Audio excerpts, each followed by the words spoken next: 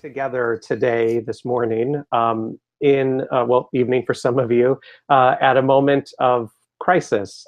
There's crisis all around us. There's political crisis, there's social crisis, and something that we've been watching on the news, or you may have been experiencing in your own community, is a great number of natural crises as well, too.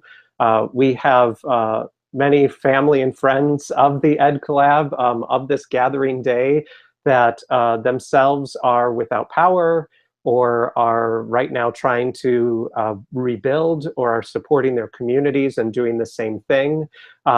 We know more than I think we often do, a felt sense of how precious and how small our lives can be, how things can change in a moment, how natural wildfires or earthquakes, cyclones, tsunamis, flooding, how our lives are only for a set amount of time, and we never really know what tomorrow can bring.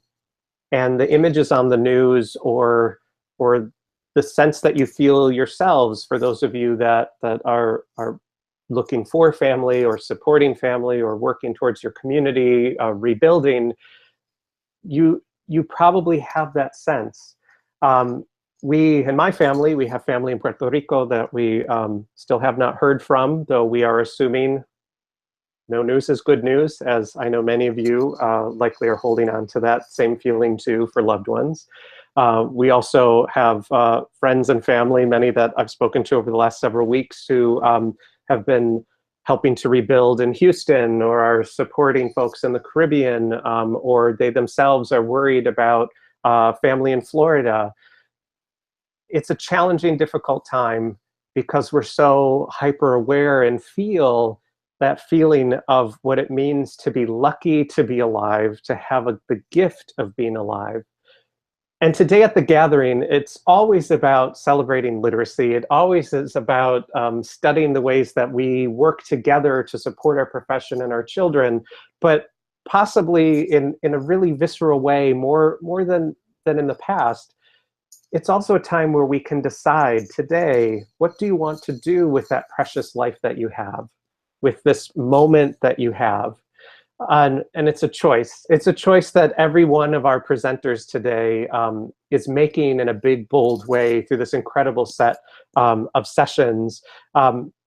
If we look, and Carolyn, if you can move forward in the slides. If we look today, first of all, we'll start our day, and I'll have a more formal introduction in just a few minutes here, but we start our day with the incredible Dr. Debbie Reese, that we are so honored and so lucky to begin our day. And it will start with exactly the feeling and knowledge and words that we need to begin our day.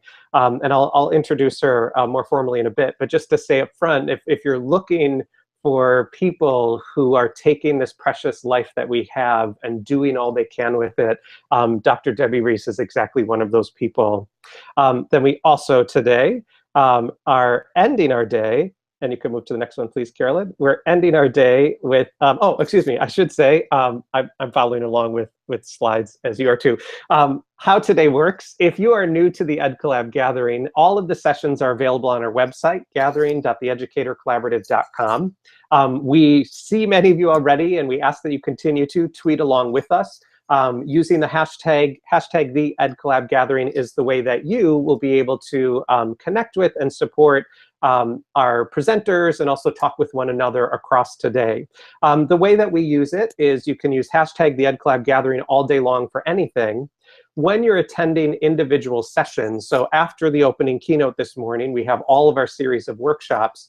As you attend those across today, you'll see that each one of those is numbered. You'll find that on our website. You'll also see that on Twitter as well, too. You can tweet using the hashtag #TheEdCollabGathering, space, hashtag, and the number of the session. So for example, if you're attending workshop number 1 right after our opening keynote, you use hashtag #TheEdCollabGathering, space, hashtag number 1, and that helps all of our presenters and our tech hosts to be able to kind of figure out what's the conversation that's related directly to the session. Now, just to say, just in case this happens for you, Twitter is smart, but it's not like super smart. So if you have hashtag number 1, it not only will pull all of the tweets for that particular session, but it might also pull any tweet that has the number 1 in it. So just in case you see some things unrelated, know that that's how it works.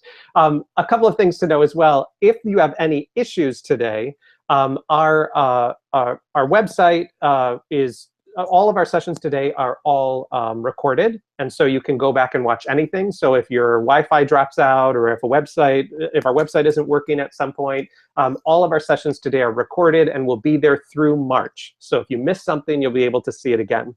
You also can follow us on our Twitter handle @TheEdCollab, and all day long we will be posting the links to the direct video streams for all of our sessions. So if, again, the website's slow or you're having trouble getting onto it, if you follow us @TheEdCollab, there you'll be able to find all of our direct streams.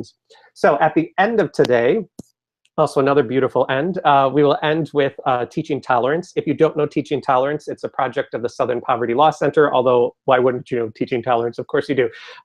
But just in case you don't, teaching tolerance says of themselves, here we are, teaching tolerance mission is to reduce prejudice, improve intergroup relations, and support equitable school experiences for our nation's children. That's their formal way they describe themselves. I just know teaching tolerance as the place that has incredible resources for teachers to live in a social justice mindset, to support the ways that you look at your libraries, at your practice, and to bring your children, your families, your community together.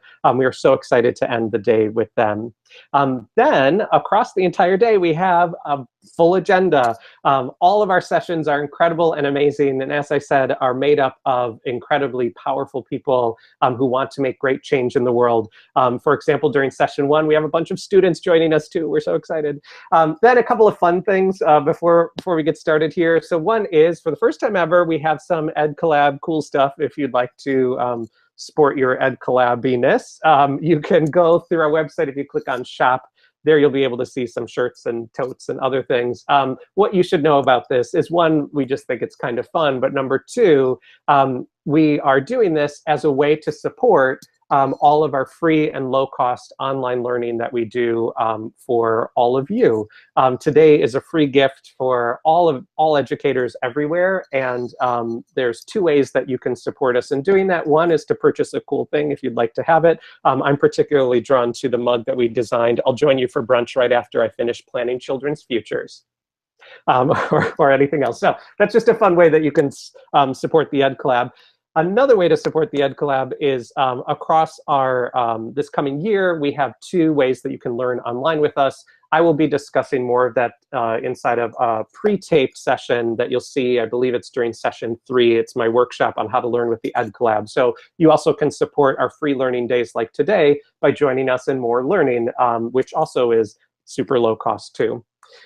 So moving into today, we are inside of a time that is full of great challenge. And a day like today, we have that in our minds.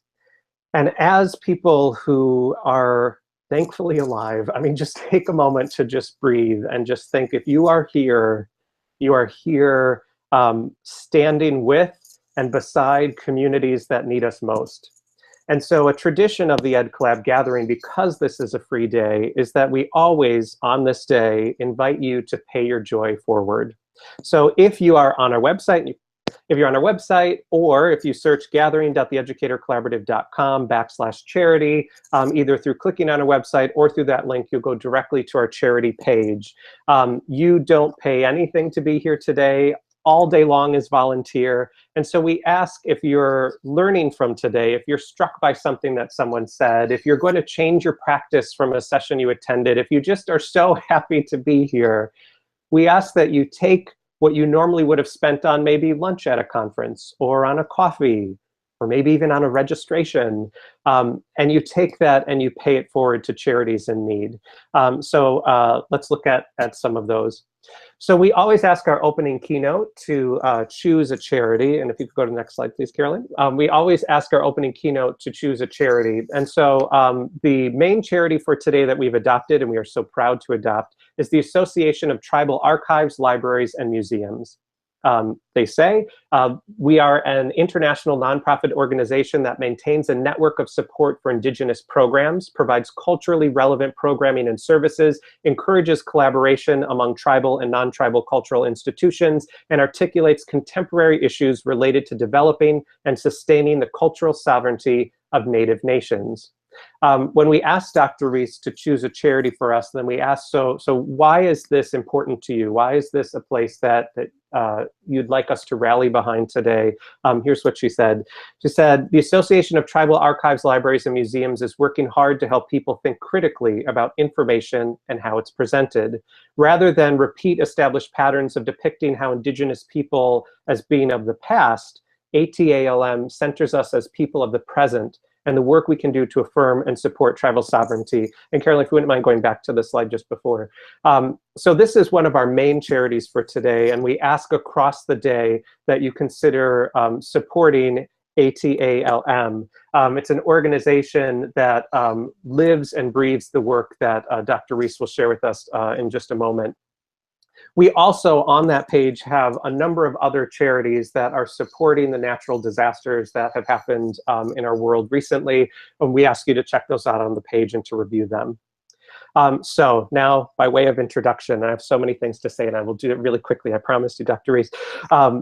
So to start, I'd like you to consider for a moment Flint, Michigan. This will connect for a reason. As a nation, we've become outraged by the water crisis there. We're hear stories about what the government, about what adults that should have known better have done to an entire community of people. Choices that they made based on economy and choices that they made because they thought that they were fine have destroyed an entire community's health. Children and adults, but let's focus on children. Children in that community have physically been changed by what's happened through the Flint water crisis. The pipes are full of lead and toxins and poisons that don't just wash out of children's bodies. Instead, they are there to stay for the rest of their lives. Think about that. Hundreds of thousands of children, an entire generation whose minds are now altered because of the choices adults made. And now you may live in Flint, or you may live near Flint, or maybe you don't. But imagine if you are in that community. If one of those children is your child, what would you do? What ends would you go to fight for your child's future and to fight for the future of your community? Probably a lot. So now imagine, that's Flint water crisis. Now imagine another crisis, the crisis of in America and Canada, and frankly, you're watching around the world, every country in the world, the crisis of how our countries have treated their Indigenous people. And it's not just historical, it's today. Imagine that instead of a Flint water crisis, you live there in Flint and it's one of your children that was affected. Imagine instead, and this might actually be you, but if not, imagine instead that you have a child who on television gets to see sports mascots and people dressed up as mascots ridiculing you and your culture and your history and your family that you're proud of. Imagine that your high school mascot does the same. Imagine that the books that you read in class do the same. Imagine that all of this builds up inside of you a fear or an anger or a hatred, or you learn statistics like Dr. Debbie Reese has shared with me, and I'm sure she'll share with you, about the number of Native youth who commit suicide or who become addicted to drugs or alcohol. Imagine that that crisis is happening to your child, and for some of you it has been, it is. You have a choice to make. What ends will you go to? What fight will you fight to protect that child and that community? And that's what today is about, and that's what all of Dr. Debbie Reese's work is about.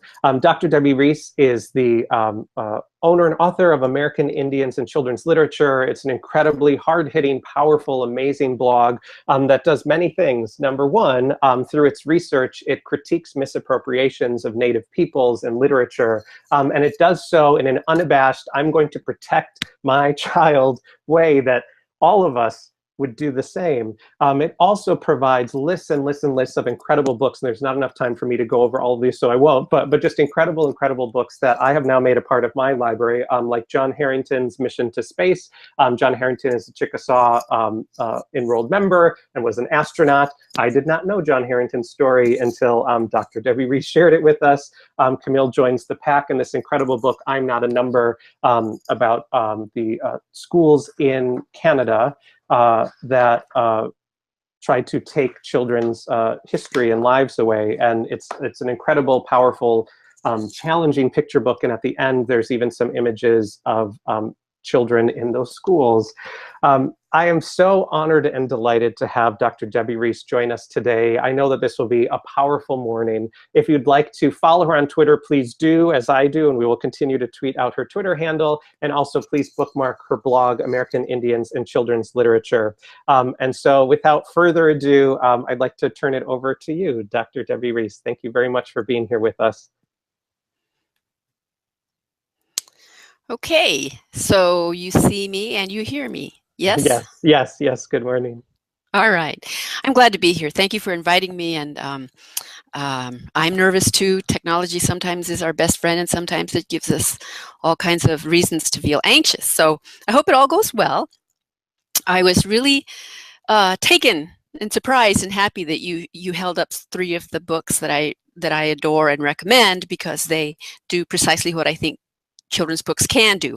They can inform and shape what we know about people in the world, and people's history. So I like I Am Not a Number and Mission to Space and Kamik. These are terrific books. So I won't have to show them. I do have them beside me too, but I won't have to show them because you did that, Chris. So thank you for doing that. I am going to see if I can do the technology buttoning right and hit that screen share button and move over to my PowerPoint for today, which I'm going to be switching back and forth between my PowerPoint and the camera that lets you see me as I speak. Hope I don't goof it up, but let's see. Can I get a yes somehow that you can see my yes, screen? You're good. Okay, yay. All right, so I've titled my talk today, American Indians 101. Let's talk about children's and young adult books, because the focus of my work is primarily in the ways that Native peoples are depicted in children's books. In the middle of your screen, you see the name of my blog, American Indians in Children's Literature, and at the bottom is where we are today in the Ed Collaborative Gathering. So why do I do what I do? I do that work critiquing children's books. It's not fun. I don't enjoy it. I don't hate white people. I don't like the way that Native people are depicted in children's books, because children who are Native read those books too. This is my little sister's granddaughter, cute as she can be, full of energy, smiling. You can see that sparkle in her eyes. I want that to be the way she looks and feels when she walks in and out of your classrooms when she is 5 or 6 or 7 or 10 or 15 years old. I know it won't be that way. You know, things happen in school, but I don't want her to be crying or frowning or angry or upset because of a book that you asked her to read. I also want her to have books that are positive, that affirm who she is as a person of the present day. See, she's obviously sticking her head out of her mama's car. She's not riding a horse, which is predominantly what we see in depictions of Native people in children's books. They constantly toss us in the past as though we're not part of the present day. And of course, we are. And we need to have that very powerful message. I need you to carry her image in your head and heart every single day that you're picking up materials to use in your classrooms, because unless you do that, you're not going to see the historical and the stereotypical images for what they are, which is damaging to children like her. So I start with, I don't know what to call you. People, when they're trying to improve how they teach about Native peoples of the US or Canada, often start with, well, I don't know what to call you. And I'm going to try here to switch back over to out of the screen share. Am I there? Okay, there I am. I see. Okay, there I am. Yeah, I don't know what to call you. It makes people very uncomfortable. They don't want to say the wrong thing. And I perfectly understand that, because I don't want to say the wrong thing either. A key piece is to think about us as people of the present day who have ways of identifying who we are as people of the present day. I'm not just an Indian. That's a handy term. My next slide is going to say, should it be Indian? Should it be American Indian? Should it be Native American? Those are all commonly used terms, but there are best practice kinds of terms that we can use. So I'm going to move back over to this is hopefully going great. Okay, so I don't know what to call you. American Indian, Native American, best practice is to be tribally specific. So when you are moving around tomorrow or Monday in school, and you're talking about having been in a presentation today that was led by me, what I want you to do is say that you were in a session that was led by Debbie Reese, a tribally enrolled member of Nambe Pueblo, which is one of the 19 pueblos in New Mexico. Now that's a mouthful, but you can get it, you can say it, you can use it, and the person that you say that to is going to say, wait, what did you say?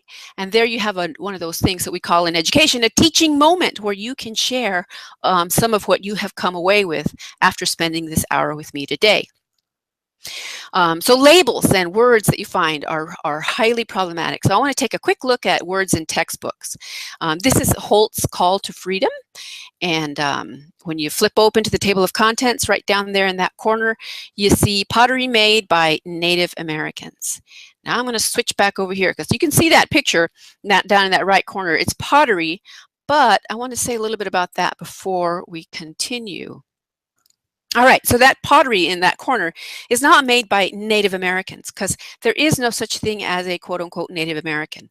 There is no such thing as a quote-unquote European that would make a certain pottery, something so general like pottery made by Europeans makes no sense, because you want to know, well, what European nation are we talking about? That should be your orientation, your disposition when you see that word Native American attached to something. Because Native American people make pottery, but not all of them make the same kinds of pottery. Here's a piece of pottery that is made at Acoma Pueblo. So when I saw that Native American pottery in that textbook, I thought, okay, well, which tribe made that? Which tribal nation has that kind of pottery? I recognized right away that it was Pueblo, because Pueblo pottery looks like this little pot I'm holding up. This one is from Acoma Pueblo, one of the 19 pueblos. And this one here is made by my little sister, who I showed you her granddaughter there a little bit ago. This has a sheen to it. And this is the sheen that comes from the natural clay, the mica that's in the clay that's on our reservation. So the people who make pottery at my village, at my nation, this is what it looks like. So there's a lot to know about terms and the ways that they can mislead us or collapse a whole range of diversity into a single image. We can do better than that. That's why we're here today, to try and do better. Okay, back to my slideshow.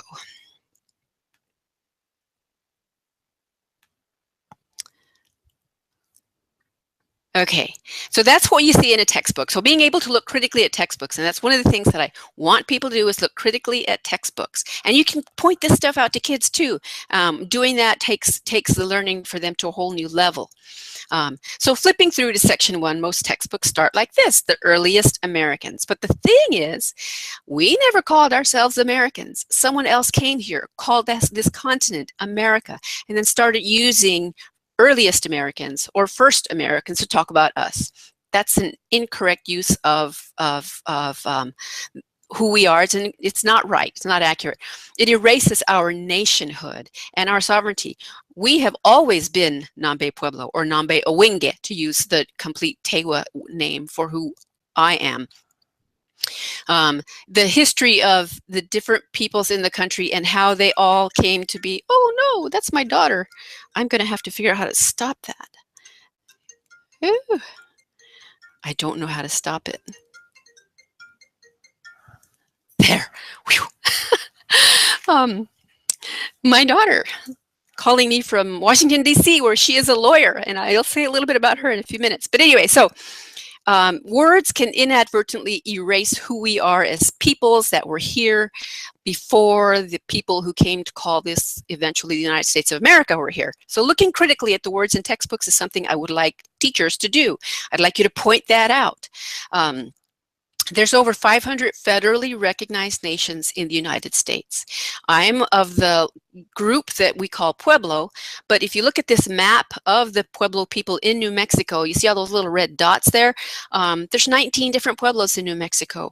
There's some up north, kind of close to Colorado, and there's some further west, close to Arizona. If you've ever driven that area, you know that Colorado is Rocky Mountains, so is the geography there is very different from what you see when you head towards Arizona. That makes a difference in our material culture, the things that we use from the ground to create the things that we use in the present and in the past. So like I said, the pottery that we have at my village has a lot of mica. The clay has a lot of mica in it, and so we have that kind of pottery there. Across these different pueblos, you have different languages, stories, systems of government, and relationships with other nations. We have governments, and most people don't know that. Most people in the United States and most textbooks, social studies textbooks, talk about federal and state governments, sometimes city governments. It depends on the textbook that you might be using. But what you do not see is tribal governments. But we are here as sovereign nations within the United States. This here is my the tribal seal for my village. So this is on the letterhead that we have there. That's Nambe Owenge is the word for who we are in our language. In the center of the seal is the kiva. That's like a church. That's a place of worship. Important things happen in there. Religious teachings happen in there. They're not scary places. I don't actually have this in my slides, but it's one of the things I talk about. Gerald McDermott's book that won the Caldecott Prize in the 70s has a kiva being a scary place. That's a misrepresentation of our religious teaching space.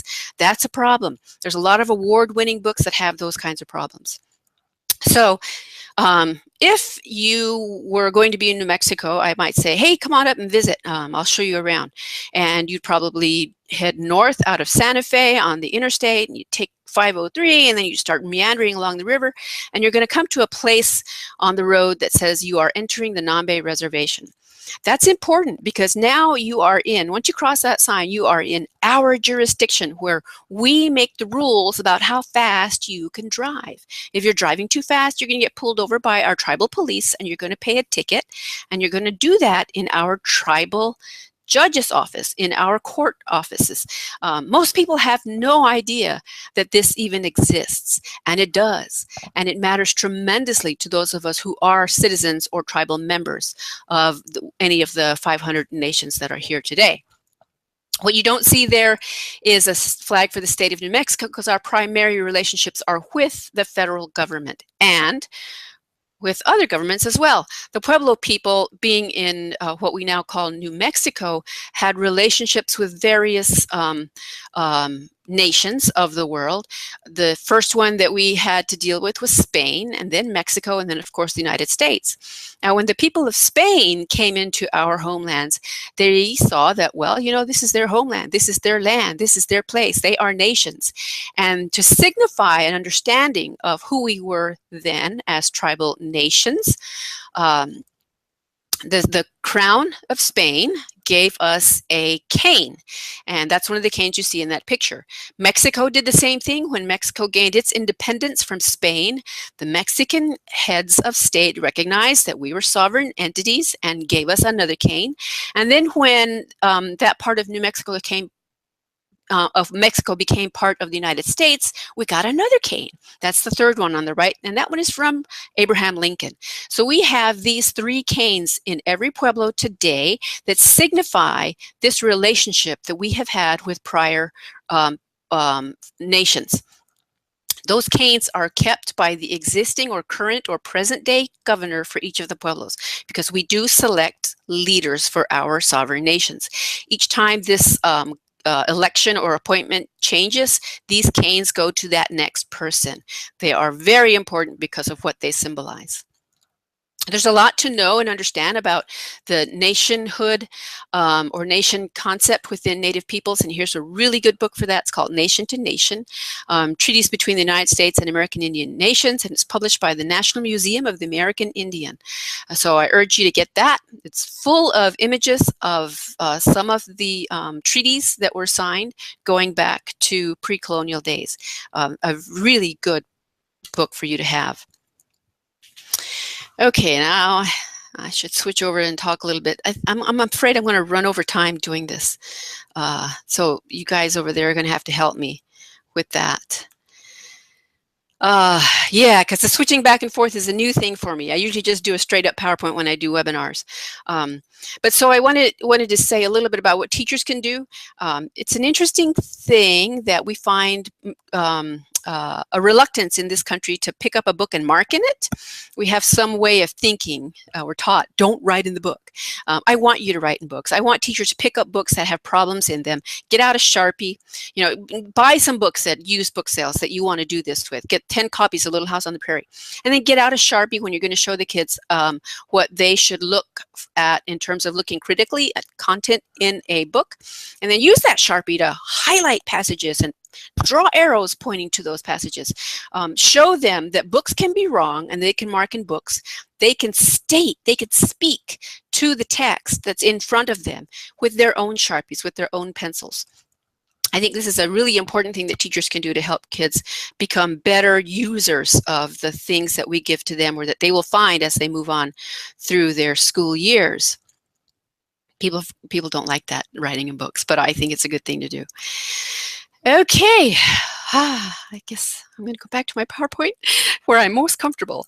So critical lesson plans. Use children's books to see how history and people are not done right. And of course, I'm talking about Native people. So here is an important one because this is new. This is a historical moment. June 12th, 1967, the case Loving v. Virginia came before the Supreme Court. This couple was in love. They wanted to be married, but the laws of Virginia said they couldn't do that because they said, quote unquote, she was black and he was white, and they could not do that. So it went to the Supreme Court. But I'm going to back up a little bit to when this couple decided they wanted to get married. They went to Washington, D.C., because they were able to get married in Washington, D.C. And if you pull up their marriage license, you see what she wrote on that license. She said that she was Indian. In other words, a Native American of a particular tribe, and she was stating that on a legal document. But because she looks African American, her case and their case went forward as if she was an African American woman trying to marry a white American man. So there's her application that said she was Indian. She said that when she applied for that marriage license, and she said that in July 2004.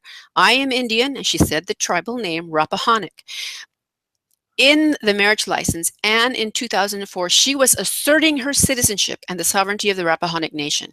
She was making sure that people know who she thinks she is. And yet here we are in the present day ignoring that. This children's picture book, The Case for Loving, came out 2 years ago. The widespread ignorance about Native identity and why it matters is in this picture book published by Scholastic. When I saw that it was coming out, I thought, oh boy, they better not mess this up, because her identity mattered to her, and it matters to her nation, and it matters to me, and it should matter to you, because you're a teacher. You're trying to help people be better educators, be better teachers with respect to Native people. So there's widespread ignorance, and this is what it looks like. Oh, before I go to the next slide, I want to say this. As teachers, we use our red, or some teachers use red pencils. Sometimes we don't. I'm using this with you today in a couple of instances because you're adults, and I think it's okay. Brain research shows that when you see an image, it goes right to your brain. All the words that I'm talking to you, saying to you, speaking to you about this book, they lag way behind. The image gets there first. So image is very powerful. It's something that we really need to pay attention to, because we can say all the words we want to, but that image is there, getting itself all nicely placed inside of your brain. And I don't want that particular image to do that. I don't want that to be in your brain like that. So here's a big red X.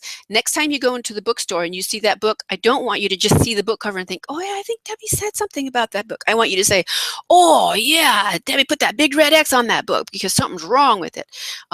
So I've been using the red X on a lot of my materials for that reason, because image is very powerful, and I want to interrupt the way that image situates itself in our brains. So here's why I was worried about the book. On the top is the way that the writers of the book described Mildred. Let's see, there was Mildred Jeter was part African American, part Cherokee. But what most folks in Central Point noticed was how thin she was. That's how she got the nickname String Bean. The important piece is that the writers identified her as being part African American and part Cherokee. Wrong. She was not part Cherokee. She was Rappahannock, and she said that. She didn't say half of me is Rappahannock. She said, I am Rappahannock. Any of you who are here today listening, if you say that you're a citizen of the United States of America, you are 100% a citizen. You are not half a citizen or a quarter of a citizen of the United States. This is an important concept. This idea that nationhood is what is important when you're thinking about Native people. Part African American, part Cherokee doesn't work if you're talking about nationhood. She said who she was. I saw the way they wrote about it in that first printing of the book. I gave a critique. It's on my website. You can read that. And so they edited, they changed it, they revised it, but they didn't make it any better because they went from the wrong tribe to the more generic, equally problematic Native American. They could have said who she was. They could have corrected the long record of misidentification of who she was.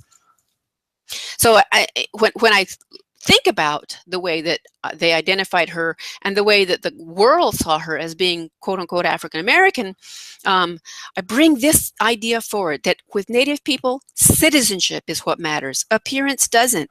When we look at a person and we make assumptions about who they might be based on their physical appearance, we're just going to get ourselves in trouble. You might look at this young woman here and think, oh yeah, she's an African American. Her dad is, but she's a citizen of the Navajo Nation. You might look at this guy and you might say, well, that's a white guy. And yeah, maybe he is got some white ancestry, but he's actually the chief of the Cherokee Nation.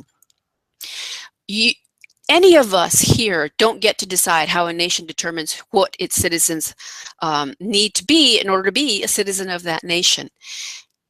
Appearance is not what matters. Each of these federally recognized nations make their own decisions about how they will count their citizens and their tribal members. So that's a biggie. You might have, for example, you might have kids in your classroom who are actually citizens of a specific tribal nation and don't have dark hair and high cheekbones. They might look like one of these two people in this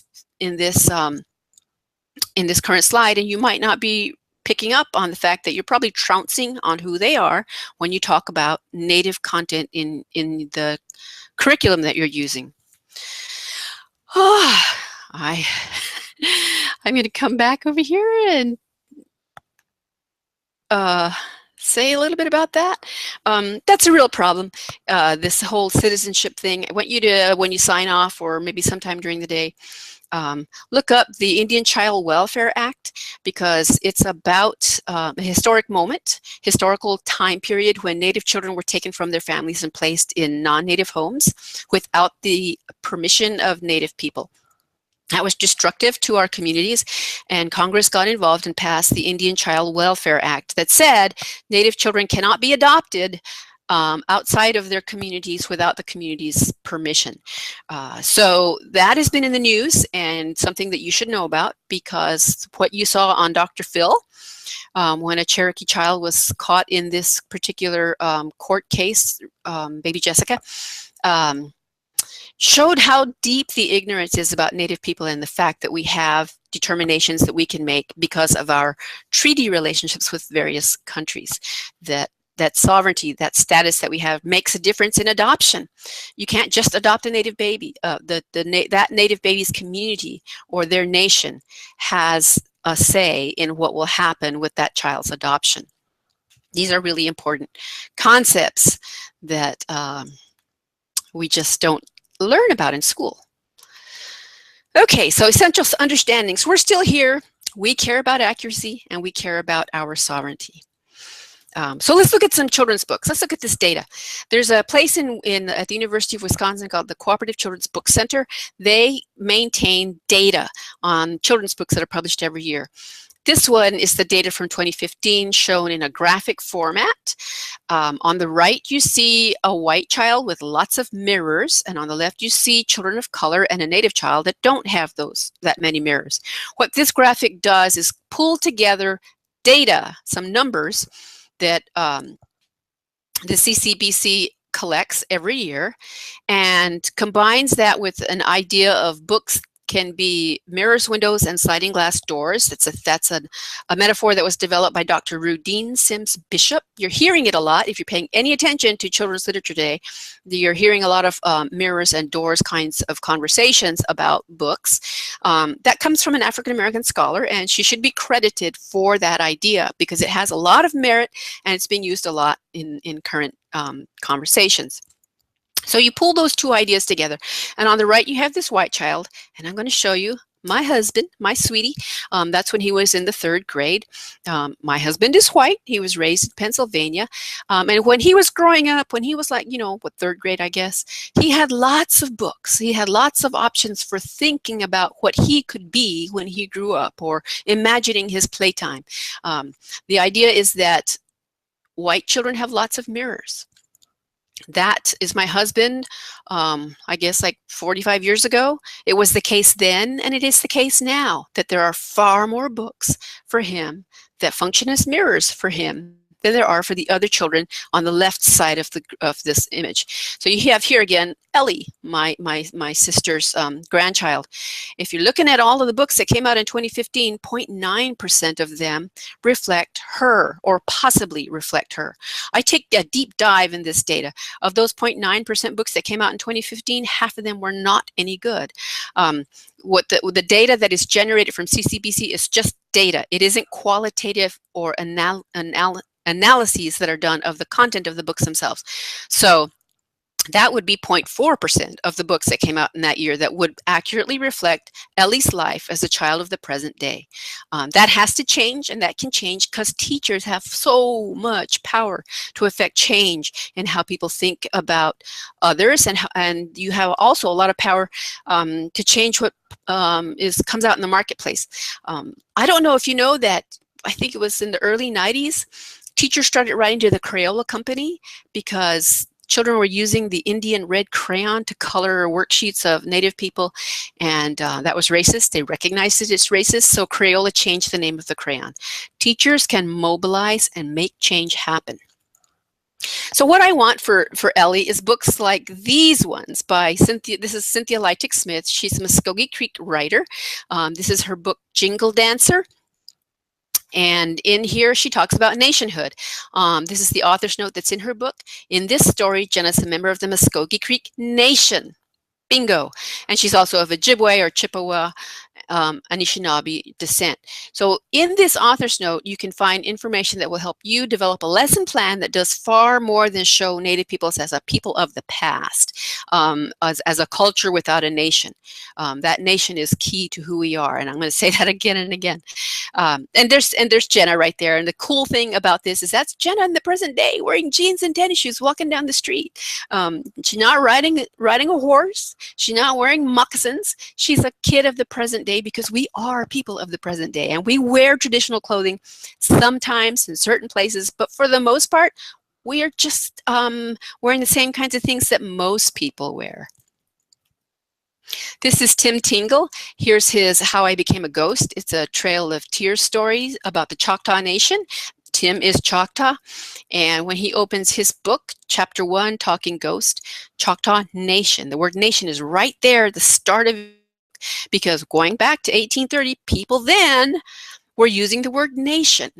That has kind of fallen out over time, and that has to come back into the way that that peoples of the United States, no matter who you are, speak about the native people of this country. We were nations then, and we're nations now. This is Eric Gansworth's book, If I Ever Get Out of Here. That's Eric on the left. His book, if you're a music lover, you will love this book. Those headphones are on that cover for a reason. If I Ever Get Out of Here, those of you who are music lovers know what that comes from. Every chapter in this book is a song from either Queen or from the Beatles. And it's a story set in the present day. This little boy is, it's in the 70s, and he's going to be crossing the border with a white family to go to a concert. And when they're approaching the border, the white father who's driving them up there suddenly realizes that he had not asked whether or not, how can I do this? That you need a passport to get across the border. And the native character in the book says, I got my ID card the summer I was 10. It's right there in the book. If you're reading this book with kids, there's the information. It listed my name, reservation, address, and clan. And it had a small photo of me glued on and was signed by the Tuscarora Nation. There it is again. Nation is part of who we are. It's part of what we know. It's part of our lives. And so you're going to find it in the stories that Native people are writing, and you can pass that on to children in your classrooms. Okay, gonna try and come back over here to the video. Okay, hey, that worked faster this time. All right, so my next slide is about the power of stereotyping. This is very crucial. When most of us in this country are inundated without knowing that we're inundated with stereotypical images of Native people. You don't know that they're stereotypical. And you can't teach about stereotypes if you don't know that they're stereotypes. I kind of lost my train of thought because I glanced over here. I'm in my husband's office at the moment, and he's got a book on his desk that I'm just going to show right here. We can't teach what we don't know. He teaches math, so that book is about math, but it's also about knowing. We have to know that we don't know so that we can do better. And that's what I'm hoping to give you today is a look at the ways that things are not done right so that you can do right, so that you can recognize that you don't know and that you can do better in your classroom teaching.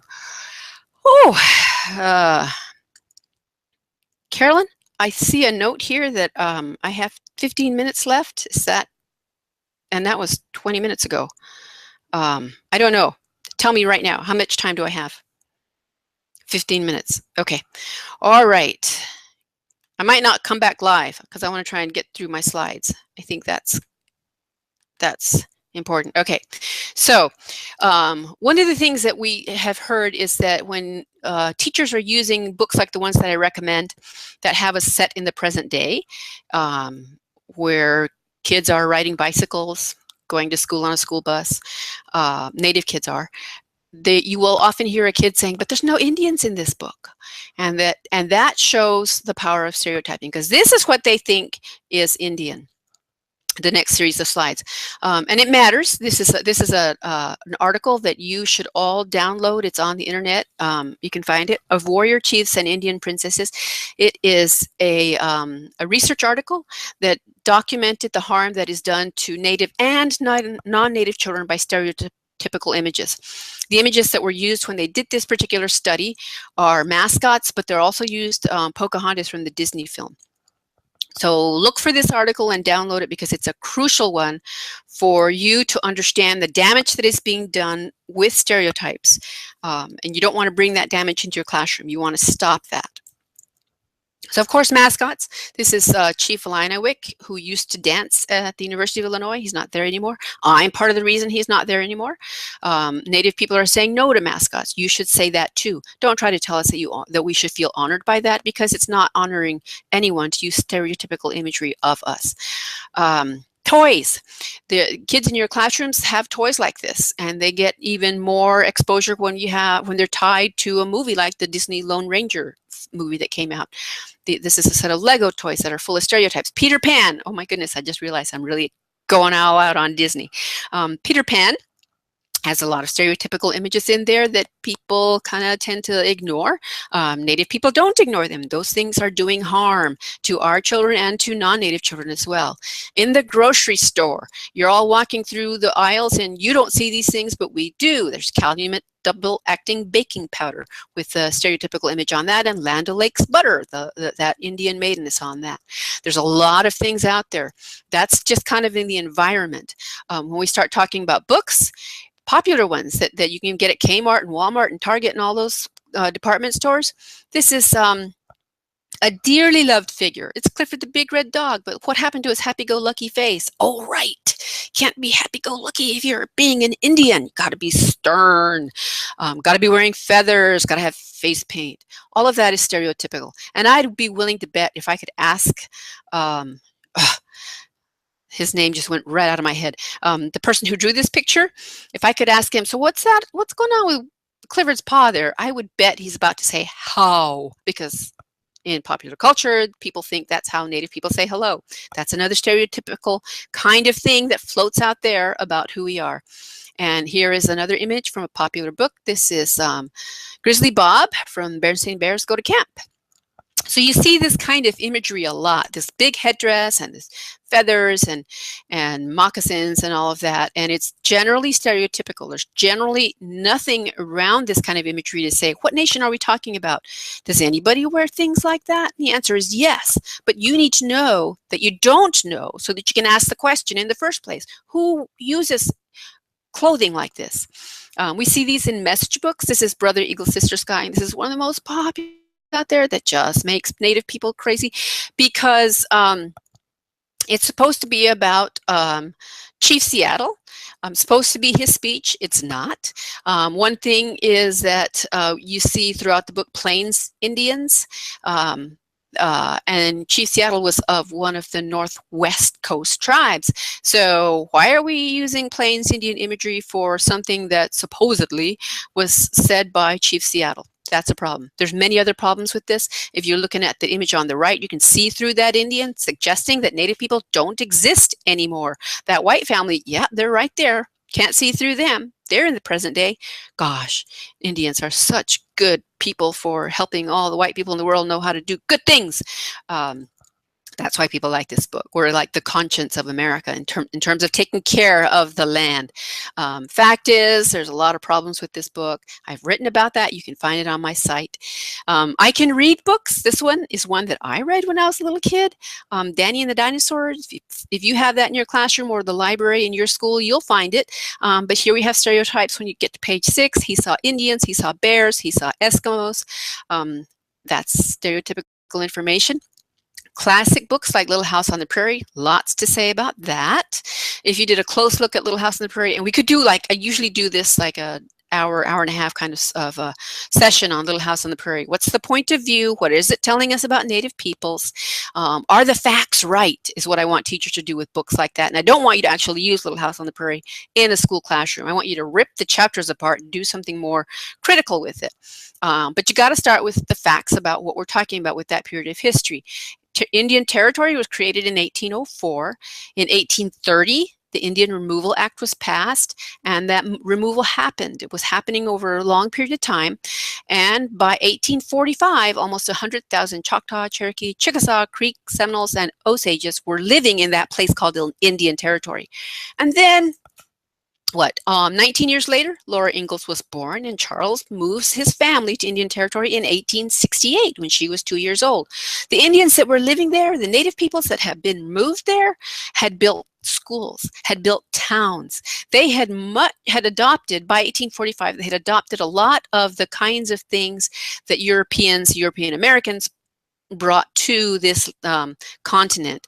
And if you look up pictures of them, you will find, I'm going to skip through this, in this video, get this video, We Shall Remain, and watch the one about the Trail of Tears, because you will see visually the difference in what Laura Ingalls tells us in that book and the fact of who Native people were at that time period.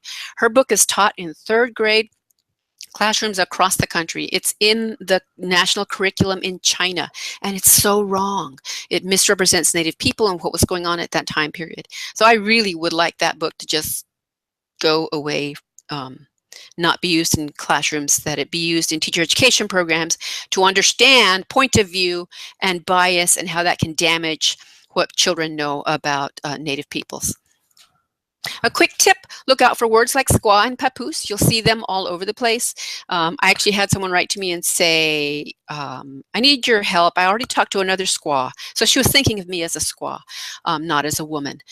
These kinds of words are specific to certain nations, but they're not specific to all nations. We don't use that word, squaw. That's an Algonquin word. Same as papoose. There was a Will Short puzzle in the New York Times, the Native American word for baby, and the answer was papoose, except that was wrong. A Native nation's word for baby. It's not everyone's word. So it's an example of the way that this kind of stereotypical, biased flattening of who we are percolates all through the country. What I want you to teach kids to do is to use woman instead of squaw, or papoose, or baby instead of papoose. I want you to find out, if you're talking about the Pueblo people, what's our word for woman or baby? And if you're going to use a native word, find out the right one to use. Don't use the ones that kind of float around there. What's on our bookshelves? This is a really good article that I would like you to look up. Maybe you can pump out the slide into the Ed Collaborative chat window or the hashtag. It's a really important study because it was done in Atlanta, Georgia. Education professor named Thomas Crisp went into preschool classrooms there and just counted the books on the shelf. Most of them were white, had white characters in them. Only 67 of the 1,169 books that they cataloged, only 67 were about marginalized populations, and of that 67, only 7 were about Native peoples. 5 of them were historical, about Columbus or Thanksgiving, and 1 was a work of folklore. And so here's a quick look at some of the Columbus books. I would put a big red X across all of those. You probably have Step Into Reading in your classroom. So we have these early readers, we have these popular Who Was Christopher Columbus kind of thing. And then on the right, we have Peter Siss's book, Follow the Dream. You know, Peter Siss does some terrific work in children's literature, but this one is not one of those terrific books. Thanksgiving books, go to Barnes & Noble. You will find displays like this coming up pretty soon because I always get out there way earlier than they should. I've done extensive studies of books about Thanksgiving. The one called Thanksgiving Day in particular is one that I've worked on a lot. You'll find that on my website. I want to take a quick look at institutional racism in cataloging and how we view Native stories. This is Noah's Ark. And when you look it up on WorldCat, that's a librarian's catalog, the subjects that it's listed for, that Noah's Ark is listed under: Noah's Ark juvenile literature, Noah's Ark pictorial works, Noah's Ark Bible stories.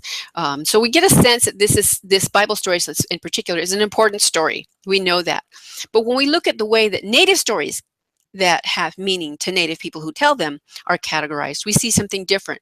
Here, Salish Indians, folklore. Kootenai Indians, folklore. Coyote, legends. Now, either we have to change all the subject headings for all the Christian Bible stories in the world, or we have to start giving Native peoples and the stories that we tell the same kind of respect for our sacred stories as Christian stories get. So this is an important one too that I think you can show kids. In many libraries, the The Native stories should be over in the world religions area of the library, but right now most of them are shelved over there with Little Red Riding Hood, which is trivializing of things that are deeply significant to Native people.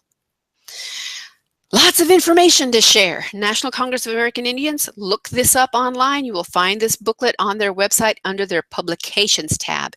It's a very good graphic introduction to much of what I've been saying today about who Native peoples are as nations. Racist, that word. People are petrified by that word. They think, I'm not racist. And I agree, you're not. I'm not either. But as a society, we're all pretty ignorant, and we will fail again and again. It's okay to fail. It's not okay to turn away and not try to make it right. I used to like Five Chinese Brothers when I was growing up. I loved that book. I learned not to, because I learned that it stereotypes Chinese people. So it gets a big red X. Little House on the Prairie, it gets a big red X. And my tip for you is to hit the pause button. You're likely to be wrong in what you're doing. It's not necessarily your fault. You were socialized in a country that gets it wrong over and over and over again. So with regard to Native content, you're likely to be wrong, and then you're going to end up on social media. These two slides that I have next are ones that have been circulating in Native social media. This was earlier this week. Dear parents, remember tomorrow we're going to celebrate Native American Day. Dress up your child as a Native American. Be creative. The parent who reported this said that 1/3 of the class had done that, and it was stereotypical. I don't know if this teacher has yet been called into the office to talk about this, but that does happen when teachers are do missteps and things online. Their administrations hear about that. Don't be that teacher, is what I'm saying. Here's another example. This was a Native parent in Canada circulated this. She wrote, this was given to my 14-year-old daughter as an exercise in her humanities course. And if you look at the worksheet here, number 4, an Aboriginal person is an Indian. And look at that. They have darky for an African American. The problems. Well-meaning teachers trying to do right in schools when they don't have the proper knowledge and understanding to be right in the first place. So that's me. That's Jingle Dancer again. That's my email address and my Twitter handle. I want to talk. I want to help. And I am going to stop talking because I think I might be out of time. I want to go back over to the live feed.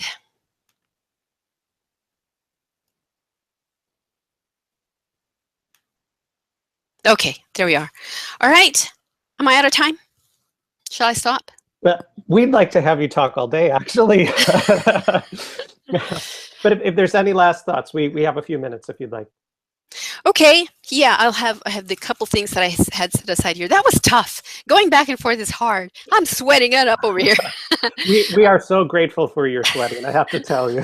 Okay, all right, so get this book. It's not in my slides because it's one of the things that I wanted to kind of flip back and forth in and share. It's An Indigenous People's History of the United States by Roxanne Dunbar Ortiz. This is a very powerful book because it has the kinds of information that I share when I have more time to share about the history. And this history is going to crush you. It crushes me, and I'm reading it a lot. I'm spending a lot of time with it because one of my colleagues and I are adapting it. This can be used with teachers. This can be used in high school, seniors, probably, maybe juniors, depends on, of course, the skills of the kids in the classroom. But we're adapting it for young adult readers. So every day for the last 5 months, I sit down with my writing colleague and we analyze everything that's in here, and sentence by sentence, and try to make it something that will be most useful for teen readers, so that teachers can use this in the classroom. So it's kind of like the Howard Zinn book, People's History of the United States, in terms of the content. It's really pushing back on problematic history. So this is one that you can get for yourself if you're a teacher, and it's one that you can look for in as a young adult format in about 2 years. And the other teacher resource that I wanted to share is this one. It's called Lessons from Turtle Island. It's about using picture books in the classroom, in elementary school classrooms, and it's loaded with book titles and lessons to use with those particular books that you can do, things that you can do in the classroom. So this one is really, really good. Lessons from Turtle Island. And I was going to share this one, but here it is. You did that, Mission to Space. So I'll just stop right there. Thank you, Debbie, so much.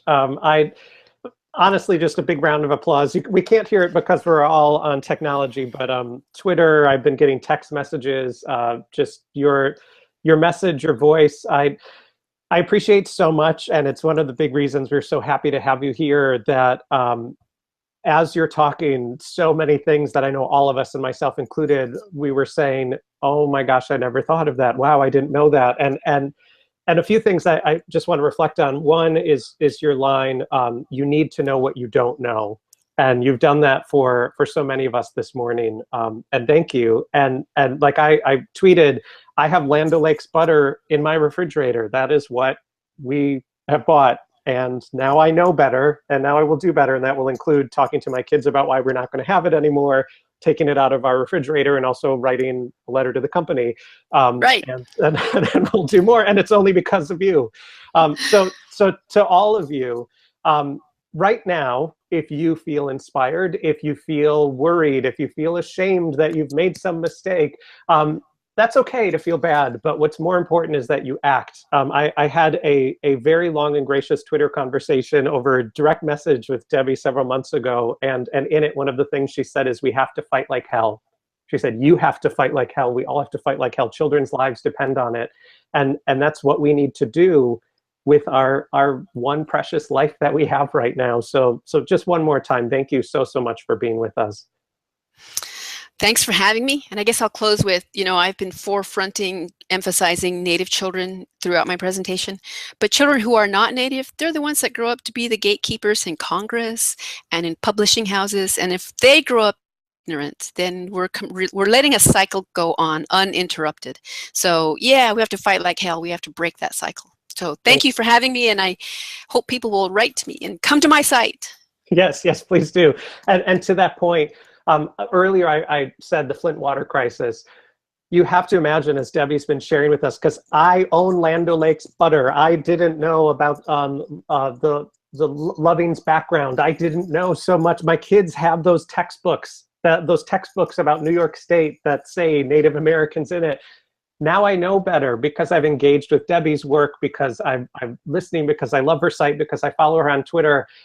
Just like the Flint water crisis put poisoned water into communities, this is poison that goes into all of our communities, not just our Native communities. Our white children, our biracial children, every child is experiencing what we as adults, who now need to know better and do better, are pumping into our classrooms and into the world around us. So please join Dr. Reese in her fight. I'm with you. We're all here with you. And the only way to do it is to continue to know better. So I'm just actually going to plop up, oops, let me share too. Just one more time. Here is her contact information. Please make sure that you are following her on Twitter. It is the lifeblood for me to stay connected and learn. You can email her directly, and also her blog, American Indians and Children's Literature, is an absolute must follow. And then, Carolyn, if you wouldn't mind putting up the last, the slide that you have up. So coming up in just a few minutes, we're moving on to session 1 of our workshop. So a reminder again, all of our sessions, you'll find them if you follow us on Twitter at the Ed Collab. There we'll be pushing out the links. You can also find them off of our main agenda or on our Gathering website, gathering.theeducatorcollaborative.com. Every session, you'll have workshops to choose from. These are 4 that are coming up that are all incredible. We have Kate Roberts, who's sharing from her almost out brand new book that's coming. We have Kristen Zemke and Pernille Rip, who are sharing on visual literacy and ways of studying and media critically, and in many of the ways that Dr. Reese was sharing this morning, helping your children get out a Sharpie and do something, not just absorb what's around them, but really be critical around it. Elizabeth Lacey Schonenberger will work with upper grade and secondary teachers on fostering independence in your classroom, because we know that that's something we all are thriving and striving towards. And then we're very excited to have Christina, James, and students join us on a session about creating a TEDx experience for your own kids. So again, I will gush beyond past this one moment. But thank you, Dr. Reese, for joining us this morning and starting us off in such an important, critical, and powerful way. Thanks for having me. I guess I can hang up now. Yes, you can. Yes, yes. Okay. All right. And thank you all. Enjoy your day here at the Ed Collab. Oh, and I'm tuning in for some of these sessions. So awesome. I am too. See you soon. Bye-bye.